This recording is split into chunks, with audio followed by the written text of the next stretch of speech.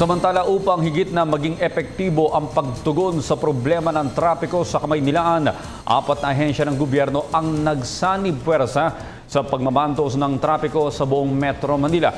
Ito ang Interagency Council on Traffic na binubuo ng PNP Highway Patrol Group, MMDA, LTO at LTFRB.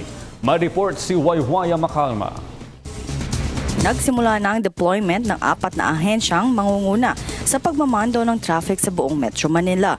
Ito para maibsan ang traffic sa kahabaan ng EDSA na kung saan pangungunahan ito ng PNP Highway Patrol Group o HPG, Metro Manila Development Authority, LTO at LTFRB. Kaya naman isang araw bago ang kanilang deployment ay nagsagawa na ng inventaryo ng mga traffic law enforcement at mga kagamitan mula sa mga ahensyang nabanggit. At ito naman ay pinangunahan ni PNP Highway Patrol Group Director, Senior Superintendent Antonio Garjola, na siya ring hepe ng bagong tatag na Interagency Council on Traffic o IAC. Simula ngayong araw sila ay ide-deploy sa mabuhay lanes at mga arterial roads para maibsan ang mabigat na traffic sa kahabaan ng EDSA. Kasama sa mga inimbentaryo ng IAC ay ang mga patrol vehicles, patrol motorcycles, tow trucks at mga communication equipment.